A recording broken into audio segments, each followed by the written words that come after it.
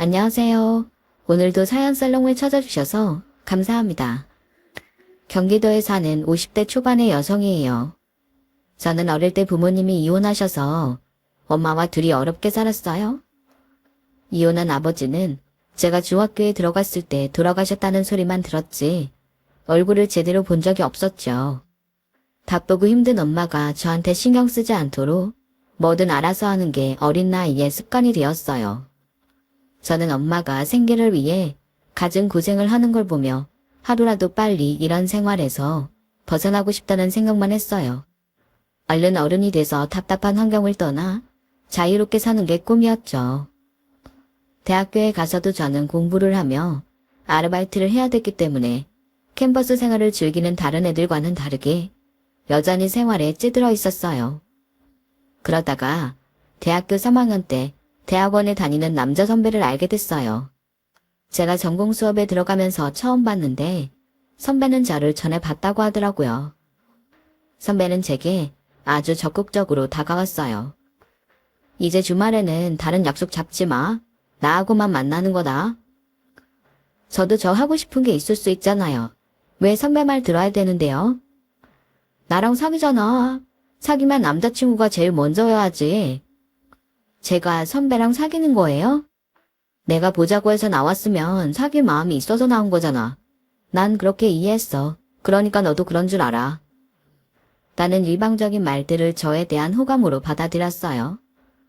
선배는 금수저는 아니어도 꽤 사는 집 아들이라는 소문이 많았고 여자애들도 은근히 관심이 많았죠. 그런 사람이 저한테 무작정 남친이라며 들이대니 솔직히 기분 나쁘지 않더라고요. 저는 선배를 만날 때면 힘든 생활에서 벗어나는 느낌이었어요. 그것 때문에 선배 말대로 주말마다 데이트를 했어요. 그래도 설마 나하고 결혼을 하겠나 하는 마음은 있었어요. 능력도 있고 집도 살만한데 굳이 저를 선택할 이유가 없을 것 같았거든요. 연애 따로 결혼 따로 그런 사람들도 꽤 있었고요. 저는 선배도 그럴 거라고 생각하고 지금의 자유를 만끽하자는 심정으로 계속 만남을 이어갔죠. 대학을 졸업한 후 취직을 해서 회사에 다니고 있던 어느 날 그 사람이 대뜸 이러더군요. 이번 주말에는 우리 엄마 만나야 되니까 단정하게 입고 나와. 내가 선배 어머니를 왜 만나? 결혼 전에 인사는 드려야지. 나랑 결혼을 한다고? 그런 말 한 적 없잖아. 그러니까 지금 하잖아. 수진이 너는 다 좋은데 가끔 이렇게 깝깝하게 굴 때가 있더라. 그런 건 좀 고쳐야 되지 않겠어? 저는 그 사람이 저와 결혼할 생각을 갖고 있다는 게 신기했어요. 당시에 그 사람은 사법고시를 보려고 공부하는 중이었어요. 아직 일정한 수입이 없고 공부에만 집중해야 되는데 저와 결혼을 생각한 걸 순진하게도 그만큼 좋아하기 때문이라고 받아들였죠. 저도 빨리 결혼하는 게 좋겠다고 생각했고요. 그래야 엄마가 짐을 더 실 것 같았거든요. 아무리 좋아도 남자가 일정한 수입이 생긴 다음에 결혼하는 게 낫지. 지금 하면 너만 힘들 거야. 조금만 더 생각해봐. 내가 좋으니까 하루라도 빨리 결혼하고 싶어 하는 거잖아.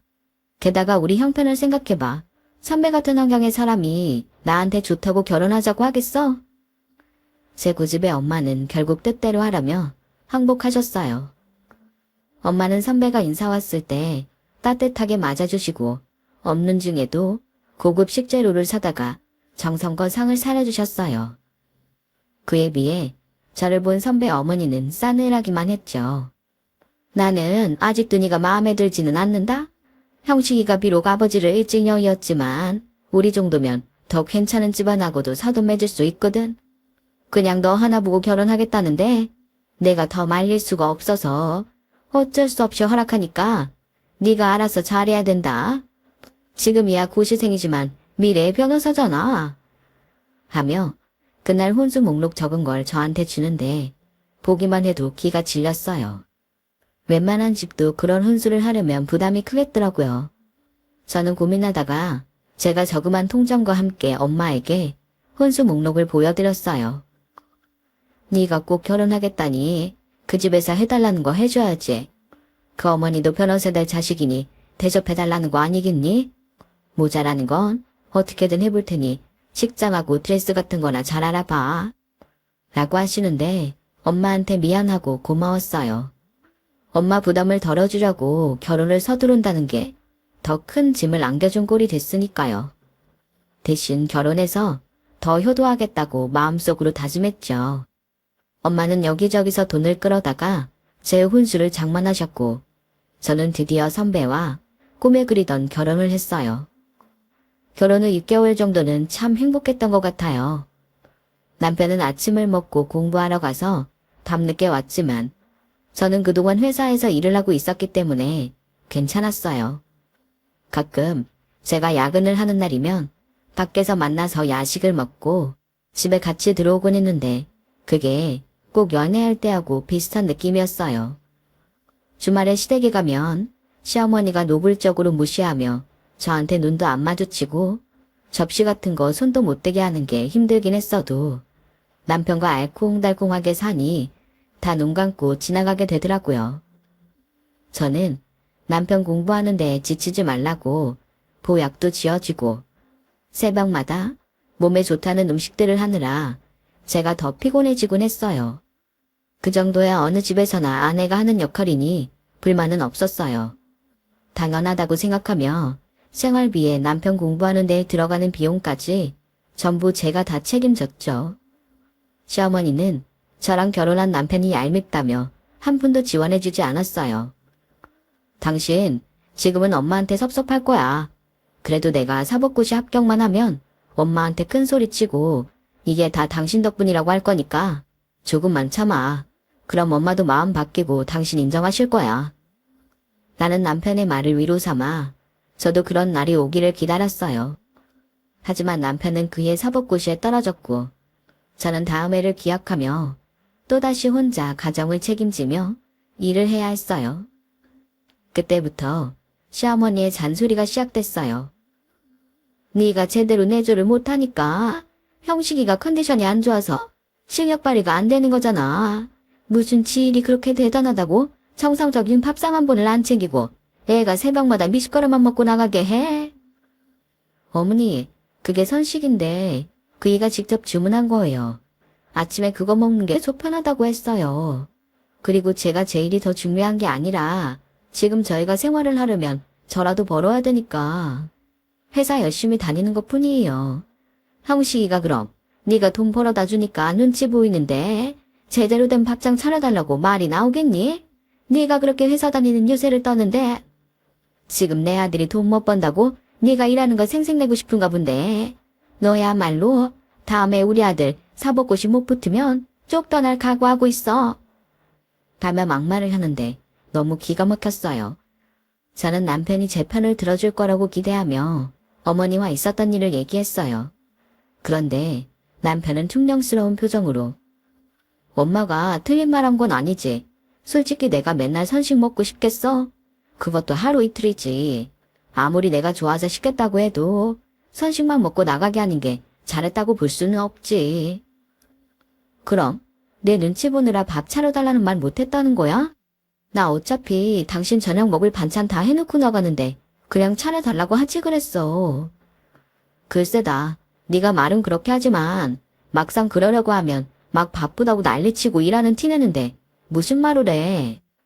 남의 제 탓으로 돌리는데 억울하더라고요. 그래도 시험 떨어지고 다시 공부하는 사람한테 뭐라고 할 수도 없고 일단 참고 넘기는 수밖에 없었어요. 저는 새벽마다 저녁 반찬 준비를 하면서 그 사람 아침상을 봐주었고 그러고 회사를 가면 피곤해서 오전 시간에는 졸기 일쑤였어요. 정말 상사 보기에 창피해서 고개를 들 수가 없었죠. 아들이 합격을 못하니 시어머니의 간섭은 갈수록 심해지더군요. 제가 장본 식재료를 일일이 검사하고는 싸구려를 샀다며 전부 내다 버린 날도 있었어요. 이런 데에서 자기 환경이 평온하는 거야. 뭐 좋은 걸 먹어보고 살았어야 좋은 것도 살 줄 알지. 다며 자기가 백화점에서 사온 채소며 고기를 꺼내는데 정말 수치심에 몸이 떨리는 걸 참느라 엄청 힘들었어요. 저는 다시는 시어머니한테 그런 말을 듣지 않으려고 회사가 끝나자마자 백화점으로 달려가서는 장을 보는 게 일과가 됐어요. 그때는 지금처럼 배달해주는 게 잘 없었기 때문에 일일이 가서 장을 봐야 했죠. 이런 얘기를 남편한테 해봤자 소용이 없다는 것도 알게 됐어요. 시간이 갈수록 그 사람은 자기 엄마 편만 들었고 은근히 저를 무시했거든요. 그런 게 너무 싫어서 저는 더 악착같이 뭐든 완벽하게 해내려고 했던 것 같아요. 그렇게 1년 반을 더 고생한 끝에 남편이 사법고시에 합격했어요. 축하한다며 엄마가 정성껏 갈비찜을 해서 보냈는데 남편은 그날따라 늦게 들어와서 엄마가 보낸 음식을 곁눈으로 흘끗 보기만 하더군요. 됐어, 배불러. 나중에 먹던지 아니면 당신이 먹어. 어디서 뭐라고 왔길래? 친구들 만난 거야? 엄마랑 축하하느라 밥 먹고 왔지. 한정식 집에서. 당신 합격 축하를 어머니하고 둘이서만 했다고? 아니, 나는 그럼 뭐야? 하루 종일 연락도 안 돼서 당신 기다리고 있었는데 어떻게 그래? 어디 있다고 전화라도 해야 될 거 아니야. 그것보다도 정말 섭섭하다. 나는 같이 축하하면 안 되는 거야. 누가 안 된대. 당신은 집에서 맨날 보잖아. 엄마는 누구보다 내가 잘 되길 가슴들이며 기다렸는데 당신이야말로 엄마랑 식사 좀 했다고 이렇게 발끈하면서 속독대 굴 거야? 뭐? 속이 좁아? 지금 말 다 했어? 아니, 말이 나왔으니 하는 말인데 그동안 어머니가 뭘 하셨다고 그래? 매일 제대로 된 식사하라고 당신보다도 잠도 더 못 자면서 챙긴 게 나야. 생활비는 누가 댔는데? 어머니가 한 푼이라도 도와줬으면 말을 안 해. 그 식사 제대로 챙기게 된 거 다 엄마가 코치해줘서 그런 거잖아. 그리고 생활비 좀 냈다고 유세 떨고 그러지 마. 내가 변호사 사무실만 들어가면 네가 버는 돈은 돈도 아니야. 아니, 가족끼리 무슨 보상을 바라면서 생활비 쓰나? 어차피 같이 쓰는 건데. 라며 제 코앞에서 방문을 쾅 닫고 들어가는데 정말 오만정이 다 떨어지더군요. 저는 남편한테 일주일이 넘게 말 한마디 하지 않았고 아침도 제가 먹을 것만 챙겨서 가지고 나가 회사에서 먹었어요. 시간이 가도 제가 화가 풀릴 것 같지 않자 남편은 슬슬 눈치를 보기 시작했어요. 그러더니 엄마한테 연락이 왔더라고요. 최서방이 네 눈치가 꽤나 보이나 보더라. 그래도 지엄마 챙긴다고 한 건데 어쩌겠니? 섭섭하지만 이해해야지. 아무리 그래도 그렇지. 나한테는 고맙다는 빈말도 없고 어머니랑만 식사하러 가고 어떻게 그럴 수 있어. 엄마가 자리 한번 만들 테니까 다 같이 축하 겸 밥 먹고 다 풀자. 라며 저를 달래셨지만 저는 그동안 속 썩었던 거며 시어머니와 남편 행동들에 정이 다 떨어져 있었어요. 그래도 엄마가 자리를 마련하신다니 꾹 참고 같이 하자고 마음 먹었어요. 밥 먹는 내내 시어머니는 저와 엄마를 한 번도 제대로 쳐다보지 않으셨어요. 엄마가 특정 반찬을 집어서 드셔보시라고 해도 들은 척도 안 하더라고요. 저는 밥 먹는 내내 엄마한테 너무 미안했고 속이 부글부글 끓었죠. 식사를 마치고 남편이 같이 집에 가서 차 한잔을 하자고 그러더군요. 가만 보니 남편은 저와 엄마 기분에 아랑곳 없이 제일 신이 났더라고요. 저렇게 다른 사람 기분도 헤아릴 줄 모르고 자기만 좋으면 끝인 사람을 어디가 좋다고 결혼까지 했을까 싶고 제 발등을 찍었다는 생각만 들었어요. 그렇게 집에 와서 제가 부엌에 들어가 물을 올려놓고 차를 마실 준비를 하는데 막 화장실에서 나온 시어머니가 갑자기 소리를 꽥 지르는 거였어요. 아니, 여기도 내 반지 어디 갔어? 얘, 너 내 반지 어디다 뒀니? 내 루비 반지 말이야. 여기 딱 뒀는데 왜 안 보여? 라며 도끼 눈을 뜨고 저한테 씩씩대는 게 마치 제가 가져간 것처럼 말하더라고요. 전 계속 부엌에 있었는데 어머니 반지를 어떻게 알아요? 본 적도 없어요. 어디다 내두신 거 아니에요? 얘 말하는 거 봐. 너 나를 지금 정신 오락가락하는 노인네 취급하는 거니? 시어머니 언성이 높아지자 안방에 있던 엄마가 나와서 무슨 일이라며 조심스럽게 저한테 물어보셨어요. 그런데 다음 순간 정말 믿지 못할 일이 벌어졌어요. 시어머니가 갑자기 엄마한테 달려들어서 머리채를 잡더니 이 못 베어먹은 거지 같은 것들 내 반지 내놔. 내 반지 어땠어? 그게 어떤 반지인데? 아니, 갑자기 이게 뭐 하는 짓이에요? 이거 놓으세요, 사돈. 사돈 좋아하시네. 이 도둑년들이 작당을 하고서 내 반지를 훔쳐가. 라는데 저는 눈앞에 보이는 게 없었고 바로 달려가서 시어머니를 확 밀쳐서 바닥에 넘어뜨렸어요. 어디다 대고 손찌검이에요. 댁이 뭔데 우리 엄마한테 난리야. 뭐? 너 말 다 했어? 다 안 했어요. 이런 교양 따위력으로 눈것만도 찾을 수 없는 인간들. 진짜 지긋지긋해. 내가 당신이나 당신 아들하고 다시 상종을 하면 인간이 아니다. 이게 보자보자니까. 라며 시어머니가 일어나 저한테 달려들었고 저는 다시 시어머니를 바닥에 내동댕이 쳤어요. 그때 슈퍼에 갔던 남편이 돌아왔고 저는 그런 남편을 본 척 만척하고 방에 들어가 짐을 대충 챙긴 뒤에 엄마와 그 집을 나왔어요. 뒤에서는 우리를 경찰에 신고한다며 악을 쓰는 시어머니 목소리가 들렸어요. 그리고 정말 저와 엄마를 신고했더군요. 반지를 훔친 거하고 폭력을 휘둘렀다는 이유로요. 하지만 반지는 시어머니 가방 속에서 나왔고 제가 밀친 것도 엄마가 당하고 있었기 때문에 결국에는 그냥 화해하라는 말만 나왔죠. 저는 경찰서를 나오자마자 이혼하겠다고 했어요. 누가 할 소리 지가 하는지 모르겠네. 손수 치면 뭐가 달라져? 라며 경멸하는 눈초리로 저를 보던 남편의 얼굴을 잊을 수가 없네요. 저는 마지막으로 남편에게 물어봤어요. 당신 나하고 왜 결혼했어? 왜긴 나보다 못하니까 묵묵히 말 잘 들을 거라고 생각한 거지. 근데 내가 아주 사람을 잘못 봤네. 완전 쌈딱이야. 그래 맞아. 나 쌈딱이야. 그렇다고 쳐. 근데 네 엄마는 병원에 가보셔야 하는 거 아니야? 이제 정신이 좀 이상하신 것 같던데. 반지도 조심하시라 전하고. 저는 그날 친정에 돌아와 억울함에 이불을 뒤집어 쓰고 밤새 숨을 죽이며 울었어요.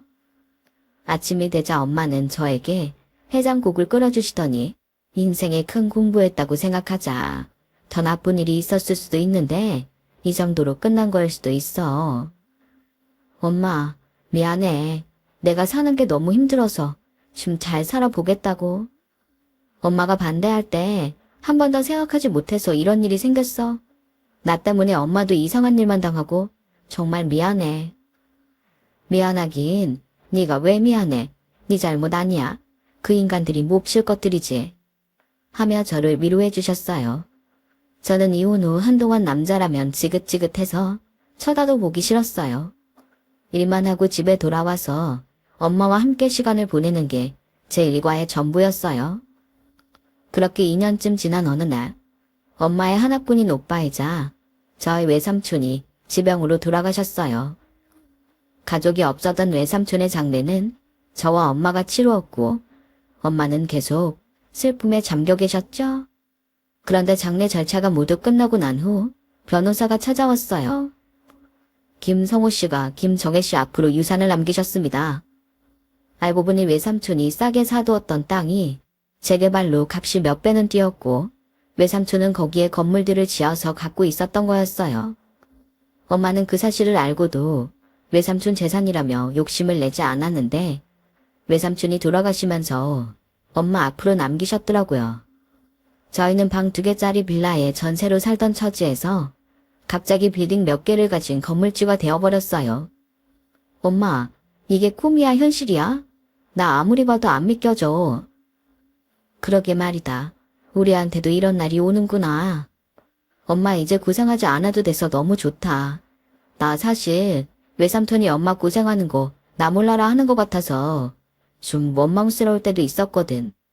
그런 말 하지 마. 너 대학 등록금하고 결혼 비용 외삼촌이 해주셨던 거야. 그냥 너한테 잠자코 있으라고 해서 내가 말을 안 했던 거지. 그리고 그게 내 돈이니? 사람이 그런 거 탐내면 내 인생이 더 불쌍해진다. 우리 오빠도 언젠가 좋은 짝 만나 행복해지겠지. 그냥 그렇게 바랬던 거지. 정말이야? 그런 줄도 모르고 난 속으로 참 차갑다고 생각했는데 너무 죄송하네. 저는 뒤늦게야 외삼촌이 마음 써주신 걸 알고 나니 삼촌께 못내 서운했던 작은 마음이 죄송해지더라고요. 저와 엄마는 건물이 있는 동네와 가까운 아파트로 이사를 했고 엄마도 힘든 일들을 그만두시고 좀 편해지셨어요. 저는 계속 회사에 다니긴 했어도 전보다 마음이 가벼워졌고요. 그런데 어느 날 회사에서 일을 하는데 누가 절 찾아왔다며 1층으로 내려가 보라고 하더라고요. 누가 말도 없이 찾아왔지? 누군지 모르시고요? 그건 말씀을 안 하시네요. 내려와서 만나보세요. 잘 아는 분이래요. 남의 1층 안내데스크 직원이 전화를 끊었어요. 도대체 누가 나를 찾아왔을까 궁금해하며 내려갔는데 세상에 전 시어머니가 떡하니 와 있더라고요. 나를 찾아온 게 그쪽이에요? 잠깐 조용히 얘기 좀 했으면 좋겠구나. 제가 눈에 힘을 주고 째려보는데도 시어머니는 전혀 신경 쓰지 않고 저를 붙잡고 카페로 들어갔어요. 전에는 한 번도 보여주지 않던 미소까지 지으며 아주 상냥한 말투였죠. 니네 집이 아주 큰 유산을 물려받았다는 거 어떻게 건너 알게 됐어. 그래서 말인데 우리 형식이하고 다시 재결합했으면 좋겠구나. 네가 형식이 많이 좋아했잖아. 뭐라고요? 이거 제가 잘못 들은 거 아니죠? 우리 형식이랑 다시 살아라? 그때야 니네가 너무 우리 집에 걸맞지 않았는데 이제는 우리 사돈이라고 해도 어디 가서 부끄럽지도 않고 너도 이혼녀 딱지보다는 변호사 남편 있다고 하는 게 훨씬 나은 인생으로 보이잖아. 서로 좋은 건데 안 할 이유가 없지. 와, 지금 내가 제대로 들은 거 맞죠? 살다 그쪽처럼 뻔뻔하고 기가 막힌 사람들은 처음 보네요. 그래요. 누가 이상한 건지 한번 보죠. 라고 혀를 차며 그 자리에서 일어나 큰 소리로 저 좀 보세요. 제 앞에 앉은 이 사람이 제 전 시어머니인데요. 결혼생활 2년 동안 저 한 번도 인간 취급 안 하고 우리 엄마를 자기 반지 도둑으로 몰아서 경찰에 신고까지 했거든요. 그런데 우리 집이 유산 물려받아서 부자 됐다는 소리 듣고 와서 저보고 자기 아들하고 재결합하라고 하네요. 이게 맞다고 생각하세요? 라며 카페 안에 있는 사람들한테 떠들자 시어머니는 당황해서 어쩔 줄 몰랐죠. 제가 그렇게 나을 줄은 몰랐나 봐요. 카페 안은 금세 시끌시끌해졌어요. 그러더니 어떤 아줌마가 용감하게 저희한테 와서 하여간 시자 붙은 것들은 이런 게 문제라니까. 지들이 무슨 대단한 사람들인 줄 알아? 나도 시댁이라면 이가 갈리는 사람인데 이런 시자는 보다 처음이다. 어떻게 그렇게 낯짝이 두꺼워요? 정말 뻔뻔하네. 라며 시어머니를 비난했고 사람들도 저마다 한마디씩 했어요. 자기도 시어머니라며 시댁 우스운 꼴 만들지 말라는 사람도 있었고 아들 가진 게 그렇게 유세냐며 화를 내는 사람도 있었죠. 시어머니는 얼굴이 벌개져서 고개를 제대로 들지 못했어요. 너는 어떻게 사람을 이렇게 망신을 줄 수가 있니? 기껏 생각해서 찾아왔는데. 생각은 무슨 생각? 당신 아들 배불리 처먹을 생각이나 했겠지. 그리고 이게 망신스러운 일인 줄은 아나 보지? 한 번만 더 찾아와봐. 그땐 이보다 더 큰 망신 당하게 할 테니까. 라고 하자 시어머니는 뒤도 안 돌아보고 자리에서 도망쳤어요. 그리고 한 일주일 정도는 전 남편이 전화로 저한테 사정하는 소리를 들어야 했어요. 수진아, 내가 그때는 생각이 짧았어. 정말 미안해. 아니야. 너는 생각이 짧은 게 아니고 원래 대먹지 못한 인간이야. 라며 상대도 해주지 않았죠. 알고 보니 전 남편은 변호사 사무실에서도 일 못한다고 쫓겨나기 직전이었고 시어머니는 아들 믿고 간이 배 밖에 나왔는지 투자를 잘못해서 재산을 많이 없앴다고 하더라고요. 그러니 한번 이혼한 남자한테 결혼하겠다는 여자도 없는데 제가 잘됐다고 하니 옳다구나 했나 보더라고요. 그 얕은 속이 보여서 정말 너무 화가 났고 저는 다시 한번 찾아오면 정식으로 접근 금지 신청을 내겠다고 했어요. 그랬더니 다시는 연락이 오지 않더군요. 저는 그 뒤로도 몇 년을 더 혼자 지내다가 같은 회사의 다른 팀 남자분을 만나게 됐어요. 그 사람도 한번 이혼을 해서 상처가 있어서 서로를 잘 이해할 수 있었죠. 그러다 보니 정이 들어서 2번 다시는 안 한다던 결혼을 또 했고요. 그 사람과는 아들, 딸 낳고 지금까지도 아주 잘 살고 있답니다. 전 시댁을 생각하면 저희 엄마 말씀대로 사람이 욕심을 너무 부리면 내 인생이 괴로운 것 같습니다. 주어진 일 열심히 잘하며 앞으로도 열심히 잘 살아보겠습니다. 제 얘기는 여기까지예요. 긴 얘기 들어주신 분들 정말 감사드리고요. 모두 행복하시고 좋은 일만 있기를 바랄게요. 다들 건강하세요. 감사합니다. 여러분, 사연 댓글에 응원과 현명한 조언 부탁드려요. 좋아요와 구독은 저에게 큰 힘이 됩니다. 오늘도 좋은 일 가득하세요.